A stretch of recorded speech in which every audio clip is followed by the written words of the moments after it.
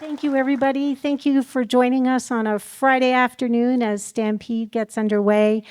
We really appreciate you being with us. And Claude, thank you for joining us. I know you have a very busy schedule, so we're absolutely thrilled that you could take the time to be with us for this conversation. And how exciting is it to be back in Calgary? Always fun this time of year. I just want to frame the conversation, if I can, Claude, and then we'll have a conversation. So, just through the Mastercard lens, we see Canada as it becomes more digital and more AI enabled. We're entering a new phase of innovation that brings both major opportunity and important questions about trust, adoption, and competitiveness. At Mastercard, we think a lot about that through the lens, though, of commerce, as Benjamin was alluding to, how people make decisions, how businesses respond to change, and building that trusted infrastructure that helps innovation scale responsibly. So Canada has real strengths in AI. And the question now is, how do we translate those strengths into value for businesses, consumers, and the broader economy? So is that a fair way to frame? It's a little open-ended. Okay, so listen, the government just recently introduced your AI strategy, right? Canada's National Artificial Intelligence Strategy puts a lot of focus on trust, adoption, and long-term competitiveness, the things that we think about at MasterCard in regards to AI. So can you just maybe speak to what's at stake for Canada in getting this next phase of AI right, particularly as AI becomes or begins to shape just not how people think, but how people and how businesses buy, sell, and compete? Thank you, Jennifer, and thank you for having me here today. Glad to be here, enjoying Stampede. So the answer to your question, let me start with, in October last year, we asked Canadians that question. And we actually had 11,300 Canadians who actually gave us their opinion on those questions. We had 32 reports that were given to us, all in the month of October last year, 2025. And then what did we do to analyze that? Well, we used Claude, ChatGPT, we use large language model to analyze this information, to try to put it in categories. And really, 3 different categories came out that were very clear, and it was trust, opportunity, and sovereign control. And there was really 5 different categories of action. And by the way, if you read the report, it's available. So I invite you. It's very interesting reading. It's only about 15 pages. Yeah, it's not long. Yeah. So easy reading. And that was probably the most important source of information that we used to create the what we call our AI for All strategy that we just published a few weeks ago. And in terms of strategy, I mean, I've seen strategy in my career as a management consultant and all of that. Think of it more as a frame, because AI is evolving so fast that we need to put it into a frame that we can actually evolve over time. So on the trust side, for example, there's going to be regulation because we need to protect Canadians. That's job number 1 in terms of action. And we need to protect children specifically with additional regulation for handling children data. Deep fake, why people manipulating your picture and doing pornography with it and things like that. Why shouldn't we be able to force Meta and other players to take it down when it's going around? How do we make sure that privacy is respected? And it just got complicated with the agentic commerce, as Ben was talking about that. And then last but not least, in the protection, what are we going to do to protect our democracy? We all hear about foreign interference, but it's real. It's out there. And, we even hear about it in the context of what's going on in Alberta right now with the referendum on referendum about some foreign agents already using their bots and already trying to change the narrative. The second one is we need to put AI in everyone's hands. To your point earlier, we have amazing technology or people doing development of AI. Canada's a leader in the world, but we're not a leader in usage of AI. And if anyone has, by the way, another interesting reading, which is way more than 15 page and way more difficult to read, anyone read Pope Leo's dissertation on AI? I No, did. eh? Yes, Yes? yes. It's a really interesting piece of work. And basically, it actually, I think it joins things that I've heard from MasterCard, things that I've heard when I was at IBM, which is we need to be careful not to leave anyone behind. This is a hinge moment. This is a massive transformation. How do we make sure Canadians, our population, our small, medium businesses are not left behind? Because today's usage of AI in large enterprise, not much of a problem. But when you get to small, medium enterprise, and Ben just talked about the agentic AI, if you're a small, medium business, are you prepared for that? Right? So putting it in everyone's end, how do we make sure that we have teachable tools? How do we make sure that every postgraduate person in Canada has access to tools? How do we teach AI to all Canadians when they go through their curriculum? So that is important so that we can drive adoptions throughout this. And the other thing is there's even a program, I think it's $1 billion that we're going to put. Anybody think that our healthcare system needs a bit of help? Show your hand if you don't think so. That's what I thought, right? So we're going to put $1 billion and we're going to make it a mission for people that use AI to actually make our healthcare system better. And then I talked about sovereign. We can go on infrastructure and things like that, on how we need to make sure that we maintain our research position. How do we make sure that we maintain our companies, that they can scale here in Canada? I mean, I used to run startup, and if I could raise $1 million here in Silicon Valley for the same company, I could raise $10 million on a round A financing. And instead of 10 million over there, it was 100 million over there when it was 10 here. So those are the thing, procurement, IP. Why would the government use our own things that are developed here in Canada? If we have the best AI research, why don't we use it? Oh gosh, there's so many threads I want to pull.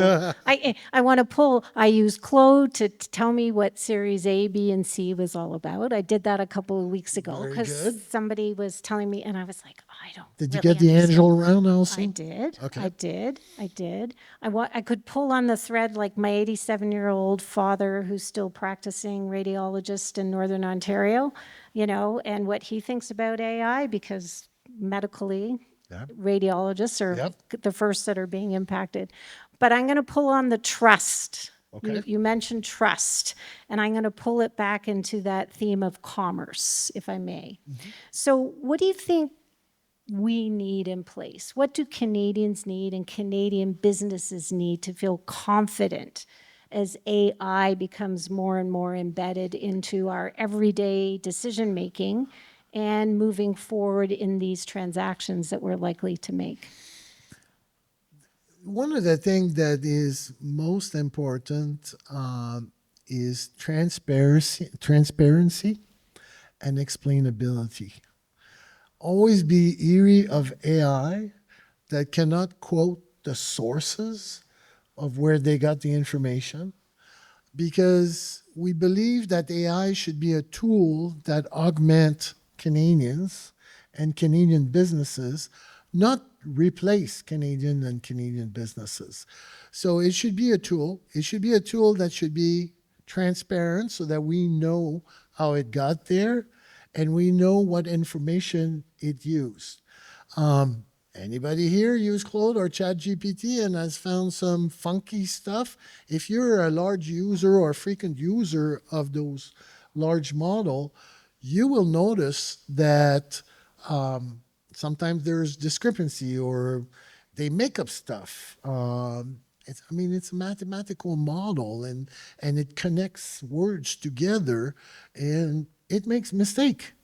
So we have to make sure that whoever is providing tools to Canadians and Canadian businesses meets that threshold of transparency and explainability. So not only for the government, but for me, and I used to preach that when I was talking about AI and providing conferences. It's like the number one, the holy grail. And then the last thing is bias.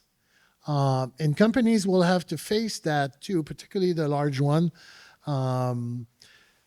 because you have to be able to do that as you go forward. Yeah, I think that's a really, really good point. And so can we talk just a little bit about that? Like this whole, like, how do humans stay in control of AI?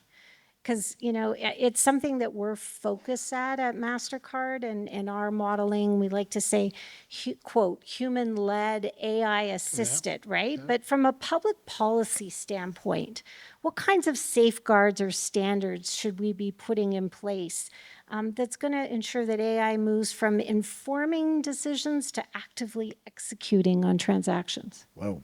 That's also a big question. By the way, one statement that I want to make as a government, and if you read the AI for All strategy, we are not team Pitchfork that believes that the world is going to go to hell with AI and robots are going to take over and all of that. But we're not team Pompom either, that thinks that everything, back to your question, that thinks that everything is rosy and wonderful and AI is only going to be used for good reason. So as a policymaker or as a government, one of the things is we're not experts in AI. But we have great institute here in this country. We have Mila in Montreal and Vector in Toronto and Annie here in Calgary. So if you're Edmonton. Edmonton. Is it Edmonton? Here in Alberta. I should have said in Alberta. That way I don't get into the Calgary versus Edmonton. Sorry, Oilers.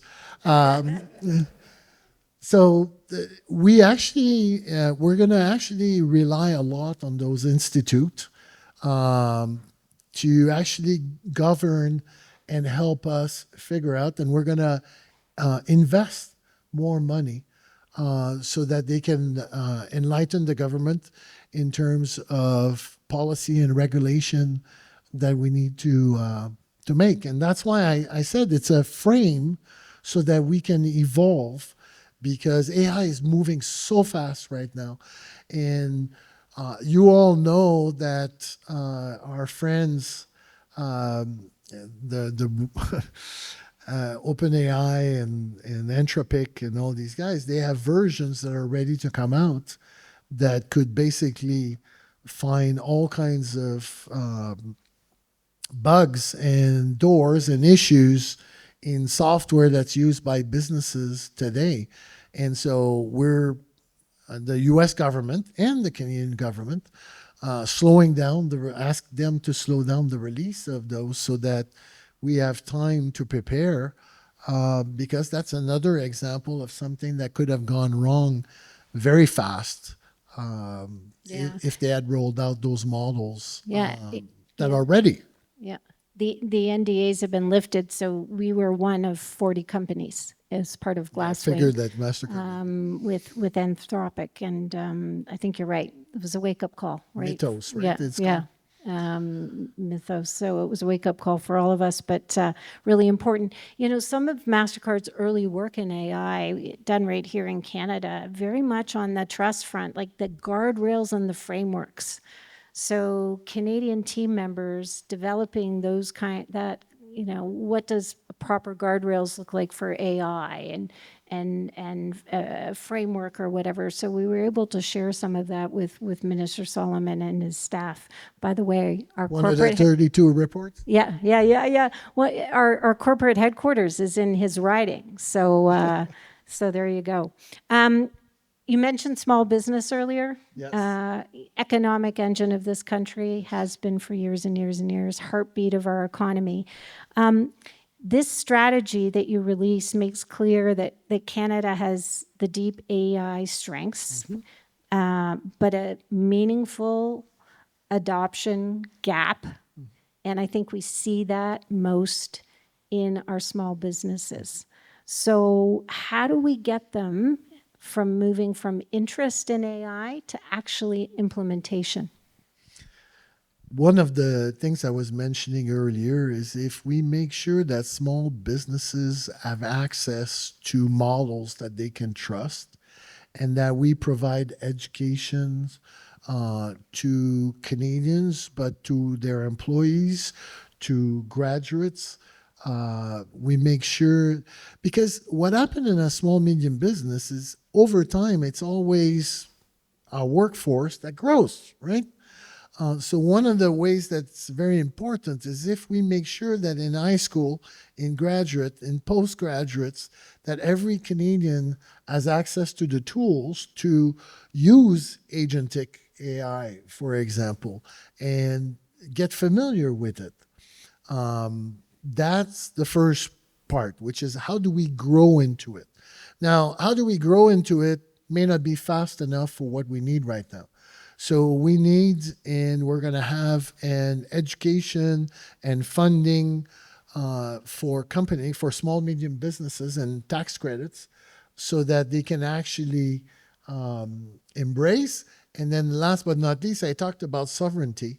So we're going to have models that are, I hate to use the word certified, but that they can trust, that we're going to offer, that are Canadian based, running on Canadian infrastructure, that they can experiment, that they can leverage and expand into their businesses. So that is part of, so there's grow into it, modify as much or help as much existing small, medium business to evolve into this. And agentic commerce is just one of the things they need to master, especially if they're on the retail side of the equation. Look, it's clearly going to have to be a partnership, right? A partnership between governments and the private sector and businesses and so on. You know, we've got Anthony, the CEO of CBA, with us and his team. So it's government, it's innovators, it's industry. Financial institution. 100%. So what role does a company like MasterCard play in that from your point of view? Well, Ben and I were talking before. We were talking about data, cybersecurity, privacy issues or potential. There's great companies that work in this domain here in Canada. We have to leverage that. The government has to use some of that. I think MasterCard is. There's massive amount of cybersecurity work that's going on MasterCard. And I know there's one committee, which I can't name the name, in Ottawa, that actually gets a lot of interaction. Gives me nightmares. Exactly. Well, actually, if you sit on the committee, you might have nightmares. But it's important for businesses or association like CBA or like MasterCard to keep providing and interacting with the government because we see things, but the industry sees other things. And there's a complementarity in information. And also, we were talking about agentic AI. I think Mastercard's going to see way before the Canadian government how agentic AI is evolving and how Canadian consumer are procuring that information, and maybe some of the bad actors that try to get in there to influence. By the way, back to having models that you can trust. That's one of the things, because one of the things that I found when I was at IBM is there are people, because a lot of this large language model is open source. So bad actors can take open source and they can actually modify it for dark intent and release it and make it available to consumers who think they're using something for good while it's been designed for bad. So we need to work together to figure those out, how to regulate them, how to intercept them. I mean, right now we're changing access laws of information for police organization, and we just passed it just before. I mean, our privacy laws did not take into account social media, IP addresses. I mean, we were living in the world of the 80s, like before cell phone and iPhones. And so there's a lot of work for us to do in Ottawa and with the industry, because we're coming from far behind. You're talking about AI. Oh my God, on privacy laws in the digital world, we're coming from even further back. For sure. Our time has run out. Thank you. Thank you so much for joining us. You are welcome anytime to visit us in Vancouver at our Intelligence and Cyber Center of Excellence. Fraud, when I'm in Ottawa, is certainly a topic that you and your colleagues hear from your constituents or whatever. And, in Vancouver alone, Canadians building Canadian technology being deployed globally. This is a story that Mastercard can tell of what we're doing here in Canada. Claude, thank you. Thank you for your service in Ottawa. It's a busy time. P.S. to Energy and natural resources. yeah, Little files in British Columbia, in Alberta, in Quebec and Newfoundland also. Yeah, very, very busy time for you. Ontario Nuclear. Yeah, very, very busy time for you, the minister and the prime minister. But listen, thank you so much. We really enjoyed this conversation. I did. I think the audience did as well. I'm going to turn it back over to you, Benjamin. But thank you so much, Claude. Thank you, Jennifer. Thank you for having me.